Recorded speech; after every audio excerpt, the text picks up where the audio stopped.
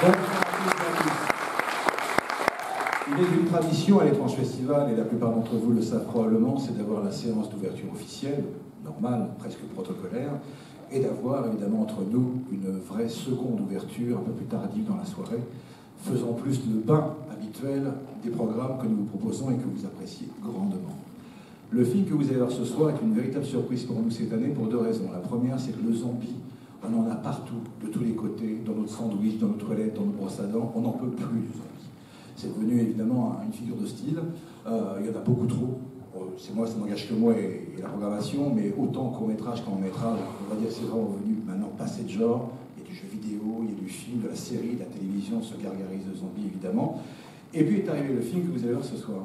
Et donc c'est vrai qu'a priori, on aurait dû se dire avec un tel discours, un énième film de zombies.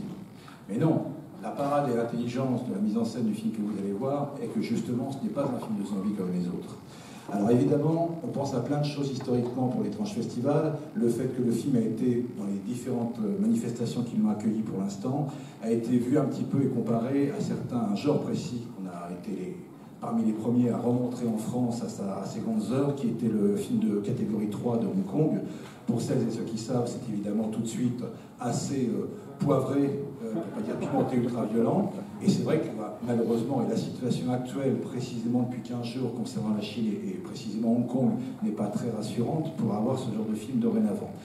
Vous aurez d'autres surprises, cela dit, pendant l'étrange festival cette semaine. Je pense que vous avez déjà épluché vos programmes et vous n'avez pas été déçus. Il y a vraiment du très très très bon qui se produit là-bas, paradoxalement en ce moment. Espérons qu'il puisse continuer à travailler. Toujours est-il que le film que vous allez voir maintenant a été une vraie surprise par sa mise en scène, je disais, puisqu'en plus son auteur, dont c'est le premier long métrage, si vous allez sur son site robjabaz.com, vous verrez déjà tout le travail qu'il a pu développer, tant en jeu vidéo qu'en clip, qu'en court-métrage. D'ailleurs, je pense à précisément un court-métrage, c'est marrant d'ailleurs, parce qu'il y avait un court qui s'appelle Green Tina, que vous pouvez peut-être trouver sur le net via le site justement, et qui fait penser étonnamment à un film d'animation qui est là cette année, un long métrage qui est The Spin of Night, que je vous invite à voir, qui est vraiment étonnant aussi, puisqu'on a un vrai renouveau un petit peu des films à la métal hurlant, qu'on n'avait pas eu depuis très longtemps, c'est-à-dire du cartoon ultra violent et très gore, qui est un film vraiment épatant à ne pas rater, et justement le Green Tina, court-métrage de Rob Jabaz, faisait un petit peu penser à ça déjà, donc c'est dire s'il était déjà bien en avance pour ce renouveau de films plutôt musclés en dedans, mais je pourrais dire beaucoup de choses par rapport à son travail. Pour un premier métrage, c'est assez suffocant, mais ça c'est à vous de le découvrir, mais surtout, nous avons l'immense chance ce soir, pour un passage éclair, d'accueillir comme il se doit Rob Jabaz.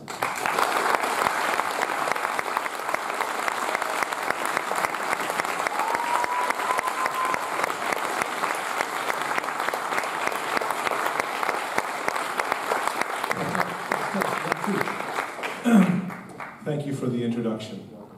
Oh, this is my translator. Her name is Xiaoying.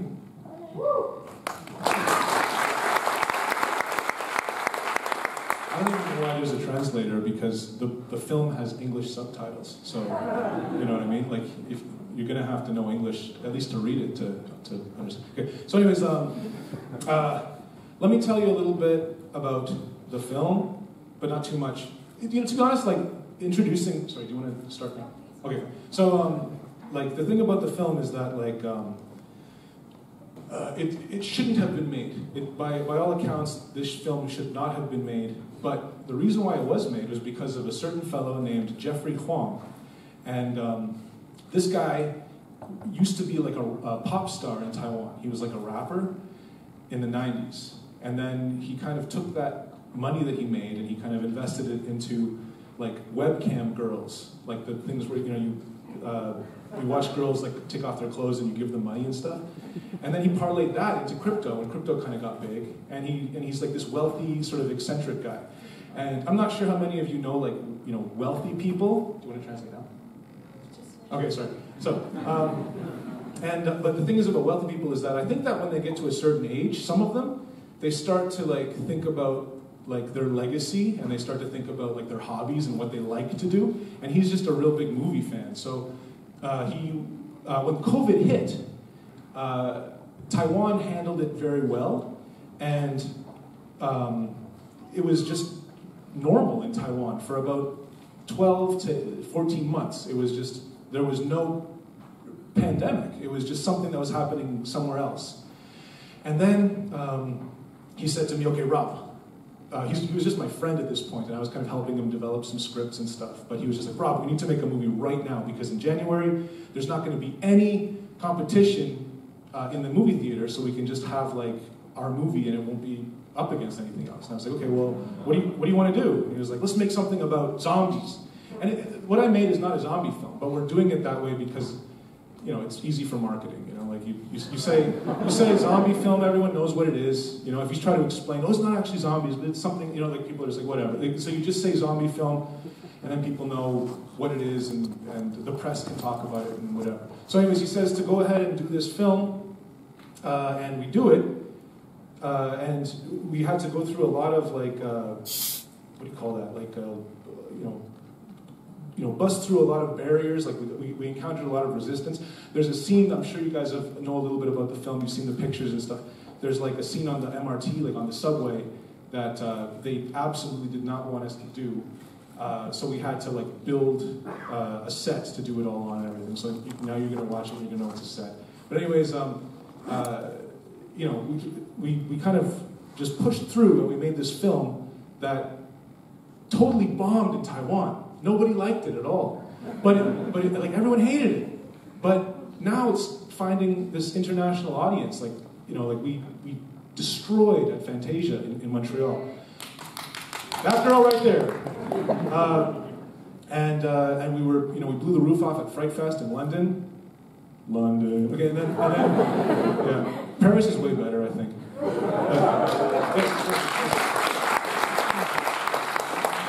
I've never even been to Europe before until recently, but London kind of is not as good as Paris. But anyways, the thing too is, yeah, it's really nice to see the movie kind of finding its audience finally, and I'm really happy that you know, we're having this screening tonight at L'Étrange Festival, and yeah, you know, that's basically all I got to say. I don't want to say anything more because obviously, like, you know, we're not doing a Q&A.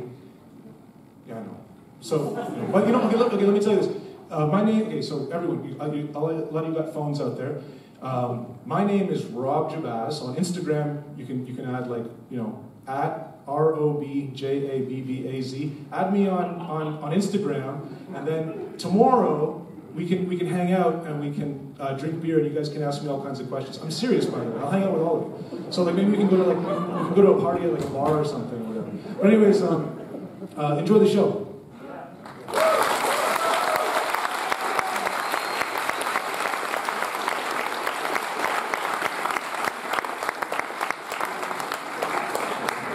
She's going to do the whole thing. En français. En français. Bien que je crois qu'une bonne partie du public comprend. Donc effectivement, le film est sous-titré en anglais, donc j'imagine que vous lisez au moins tous l'anglais.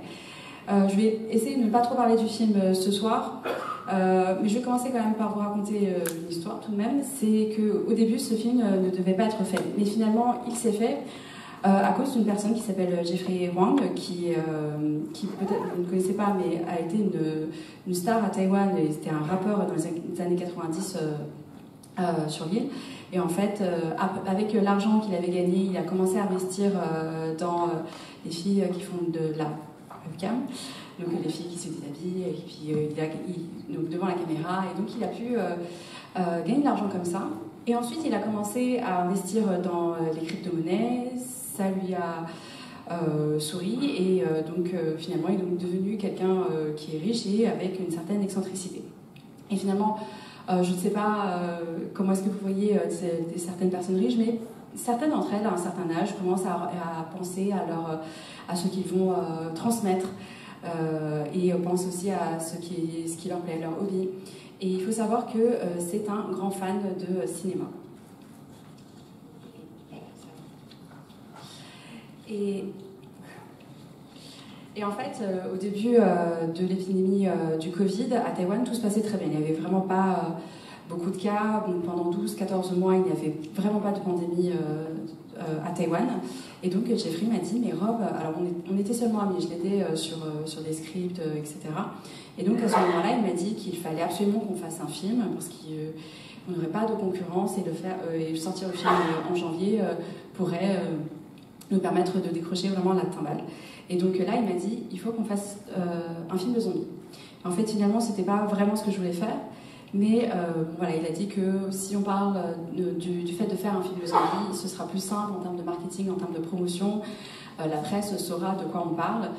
Et donc voilà, on est parti sur cette thématique, même si ce n'est pas vraiment un film de zombies. Mais le processus a été assez difficile, on a rencontré pas mal d'obstacles. Et notamment, il y a une scène que vous avez peut-être vue dans le trailer. C'est une scène dans le métro taïwanais, le MRT. Et en fait, on n'a pas pu avoir les autorisations pour le faire, donc on a dû vraiment reconstruire les décors. Et donc vous allez le voir dans le film. Mais en tout cas, voilà. On a pu vraiment surmonter tous ces obstacles, mais malheureusement, le film n'a pas du tout marché à Taïwan, et même il a été détesté, mais aujourd'hui, donc il vraiment trouve un public international. Il a très bien marché au Festival Fantasia à Montréal, à Londres aussi, bon, à Paris, j'espère aussi. Londres, il faut savoir que c'est la première fois que je viens en Europe, et Londres, j'ai pas trop aimé, mais bon, c'est une parenthèse. Mais en tout cas, je suis très heureux de voir que le film est en train de trouver son public à l'international. Je suis très heureux qu'il soit projeté à l'étrange festival. Je ne vais pas en dire plus, il n'y a pas de session de questions-réponses, mais en tout cas, je vous invite vraiment à me rajouter sur Instagram. Donc vous tapez mon nom, Rob Jebaz, donc R-O-B-J-A-B-A-Z, vous allez me trouver. Et donc vraiment, n'hésitez pas à m'ajouter, je suis tout à fait sérieux. Et donc si vous avez des questions, on peut aller se prendre une bière demain pour discuter de tout ça. Voilà, bonne projection.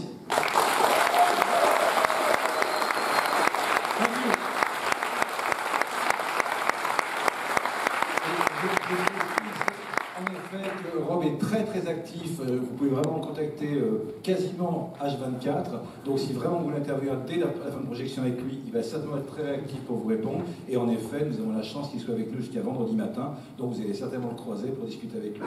Très bon film, très bon festival, à très bientôt.